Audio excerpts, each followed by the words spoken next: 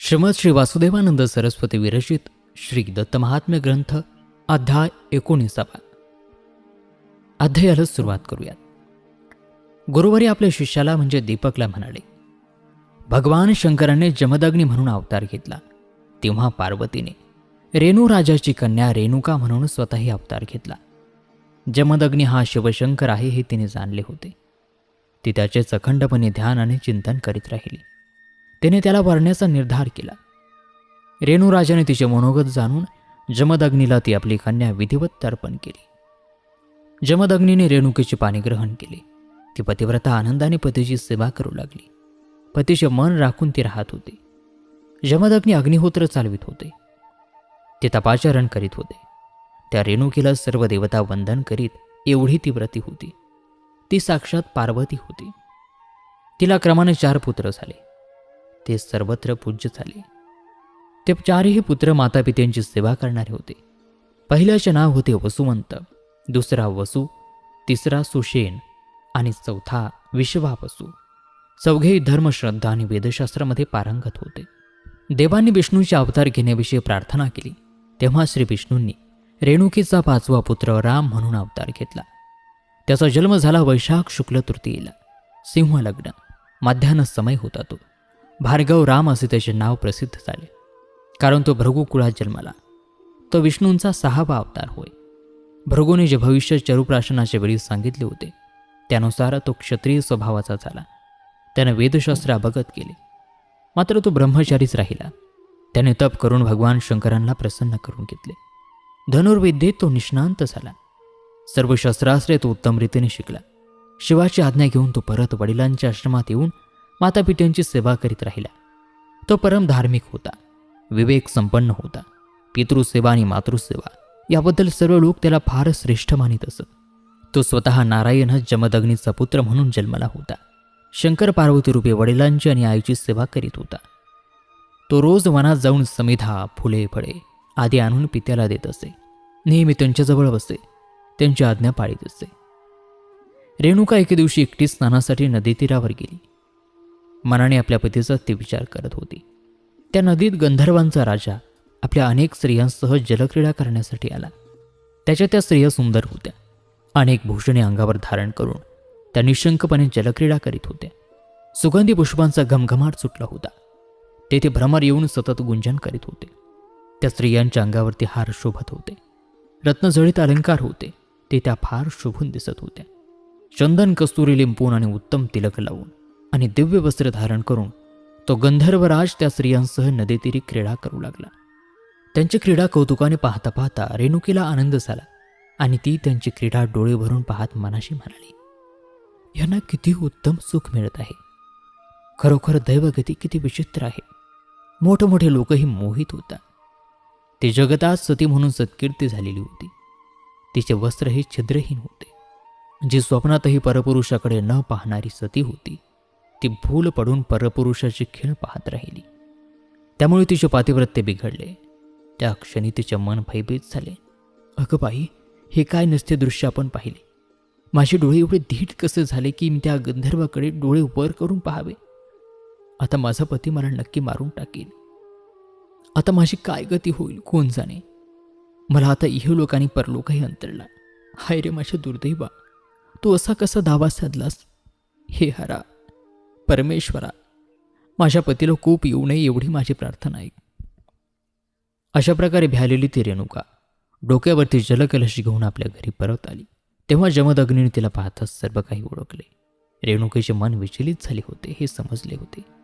तो मनाशी म्हणाला, हे माझी पत्नी धैर्य सोडून चंचल मनाची झाली.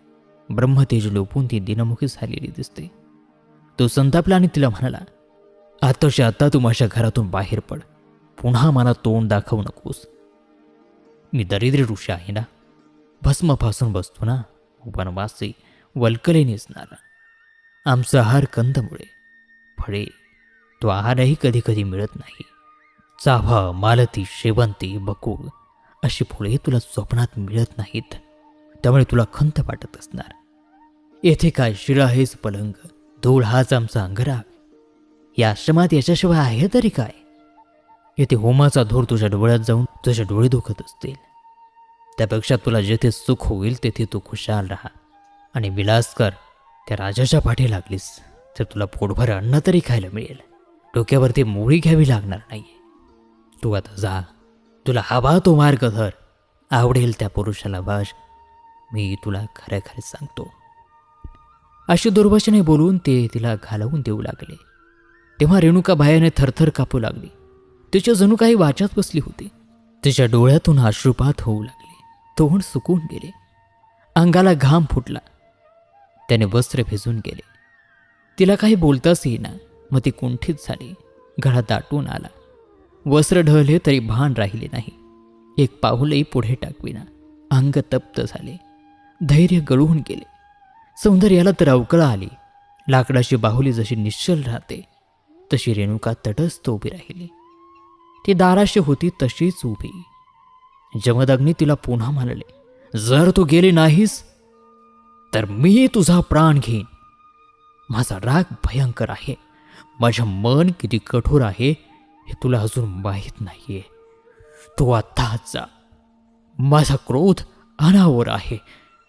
असे ते बोलले तेव्हा रेणुकीने मनात विचार केला, एकदाच माझा मानसिक अपराध घडला. जे काही होईल ते इथेच हो. मी हे घर सोडून जाणार नाही. जरी पतीने मारले तरी पापमुक्ती होईल. पुढची दुर्गती तरी टळेल. तिने असा निर्धार केला. चालती हो म्हणून वारंवार सांगितले तरी ती जाईना. तेव्हा जमदग्नीने आपल्या श्रेष्ठ पुत्राला वसुमंताला हाक मारली. त्यांची हाक ऐकून वसुमंत तेथे आला. जमदग्नी रागाच्या भरात त्याला म्हणाले, पुत्रा, हिने मोठे पाप केले आहे. त्यामुळे मला मोठा ताप झाला आहे. न घाबरता तू आत्ताच्या आत्ता हिची मान काप. पितेची आज्ञा ऐकून वसुमंताने एकदम त्यांचे पाय धरले आणि गयापाय करीत म्हटले, तात, रागावरा, एवढा क्रोध करू नये. आईसारखे श्रेष्ठ दैवत नाही हो. हे तरी शास्त्रवचन आहे. हिला मारल्यास मला कायमची दुर्गती भोगावी लागेल. नरकात पिछावे लागेल. आपला पुत्र असे म्हणतो हे पाहताच बापाला वाटले, आपल्या मुलाला ज्ञानाचा गर्व झाला आहे. मला हा न्याय पाप पुण्य शिकवू पाहतो. पिता जिवंत असेपर्यंत पुत्राने त्याची आज्ञा पाळावी. यातच पुत्राचे पुत्रत्व सिद्ध होते असे शास्त्र सांगते. आज तू त्यांचे उल्लंघन करीत आहेस, म्हणून मी तुला जाळून भस्म करतो. असे रागाने बोलून जमदग्नीने शाप दिला. जळून जा, भस्म हो. आणि त्याकडे जळजळीत क्रूर नजरेने पाहिले. तो तात्काळ जळून गेला. मग जमदग्नीने वसू नामक आपल्या दुसऱ्या पुत्राला बोलावले आणि त्याला म्हटले, हिचा तात्काळ शिरच्छेद कर. वसू म्हटला, बाबा ऐका, पित्यापेक्षा माता शतपटीने श्रेष्ठ आहे असे वचन आहे. त्याचा अवमान कसा करू. त्याचे ते वचन ऐकून जमदग्नीने रागाने त्यालाही जाळून भस्म केले. तोही मोठ्या भावासारखा जळून जा असा शाप त्याने देताच तो जळाला. आणि त्याचप्रमाणे त्या पित्याने आपले दुसरे दोघे पुत्र विश्वावसू आणि सुषेण यांनाही जाळले. चौघेजण जळून गेले. पण त्याच्या मनाला मुळीच दुःख झाले नाही. परशुराम अजून मनातून काय येत नाही याचाच तो विचार करू लागला. तेवढ्यात परशुराम तेथे आले. एका हातात परशु आणि दुसऱ्या हातात दर्भ समिधा त्याने आणल्या होत्या. जमदग्नी तो येताच त्याला म्हणाले, रामा, ही तुझी माता मोठे पाप करून बसली आहे. हिची मान काप असं मी तुझ्या भावांना सांगितले तर त्यांनी माझे ऐकले नाही. मी शाप देऊन तुझ्या भावांना जाळून टाकले आहे. तू पितृभक्त आहेस, तू तरी माझा ऐक. हा परशुमार आणि हिचे शिर उडवून टाक. तू असे केलेस तर माझे समाधान होईल. पित्याची आज्ञा ऐकताच रामाने परशुचा एकच घाव घालून आईच्या देहाचे 2 तुकडे केले. तो कठोर मनाचा होता. त्याचे हृदय पाषाणाचे होते का लोहाचे. मान तोडसे म्हणताच त्याच्या अंतःकरणात जरा सुद्धा दया उपजली नाही. असा तो महाक्रूर होता. तो पुढे क्षत्रियांचा निर्वंश करेल यात काय आश्चर्य. मातेचा शिरच्छेद करताना जो जरा सुद्धा कचरला नाही त्याचे धैर्य गळाले नाही. झटकन परशुचा घाव घातला आणि चटकन मान तोडली. पटकन ती जमिनीवर पाडून टाकली. तेव्हा धड असा आवाज झाला. जरा जरा शिर तोडताच फळफळा रक्त वाहू लागले. ते राम डोळ्यांनी पाहत होता, पण त्याचा गळा दुःखाने दाटून आला नाही. त्याचे शौर्य पाहून पिता मनामध्ये म्हणाला, हा पुत्र परम पितृभक्त आहे. याने जरी मातेला मारले तरी हा अनर्थ नव्हे. जमदग्नीचा राग एकदम शांत झाला. त्याने पुत्राला आलिंगन दिले आणि म्हटले, धन्य धन्य. तू पितृवचनावर पूर्ण विश्वास ठेवलास. तू मातेविषयी स्नेह धरला नाहीस, पापपुण्याचा विचार केला नाहीस. त्याने मला आनंद वाटतोय. तुझी सत्कीर्ती त्रैलोक्यात होईल. तुझ्यावरती मी प्रसन्न झालो आहे. तुला मी वरदान देतो. मुनींचे हे वचन ऐकून रामाने त्याला नमस्कार केला आणि वर मागितला. हितात, माझ्या मातेला पुन्हा जिवंत करा. माझ्या 4 भावांना पुन्हा जिवंत करा. मला चिरंजीव करा. मातेला तिचा वध झाल्याचे स्मरण मुळीच असू नये. मला सर्वत्र विजय मिळावा. मला कधी अपयश होऊ नये. मी स्वतः अजय व्हावे. मला दीर्घायुष्य असावे. रामाने असे वर मागितले तेव्हा मुनी तथास्तु म्हणाले आणि तुला कलिकालाचे भय नाही. तू चिरंजीव होऊन सुखी राहा असा अमोघ आशीर्वाद दिला. तेव्हा शिर जोडताच रेणुका परत जिवंत झाली. 4 बंधू पुन्हा जिवंत झाले. रामाला फार आनंद झाला. रामाने आपल्या मातेचे चरण वंदन केले आणि पुत्रस्नेहाने त्याला जवळ घेऊन मातेने त्याला आशीर्वाद दिला. ती म्हणाली, रामा, तू माझ्यावर कृपा केली आहेस. तू मनात मुळीच खंत करू नको. ज्या स्त्रिया पातिव्रत्य धर्म पाळतात त्यांना ही गोष्ट लक्षात ठेवावी की जर त्यांची मती पतीपासून अन्यत्र वळेल तर त्यांच्यावरही अशीच गती ओढवू शकेल. हे कामासक्त चित्ता, आमच्यासारख्या सरळ मनाच्या माणसांना का बुडवितोस? तुझा धिक्कार असो. अजून तरी शांतता धर. काम हा मुलखाचंच आवड. तो भल्या भल्यांची हानी करतो. हा करंटा खोटा सज्जनांना बुडवतो. हे चित्ता या अशा लुटारू चोराला का थारा देतोस? आता तरी निश्चितपणे सारासार विचार कर.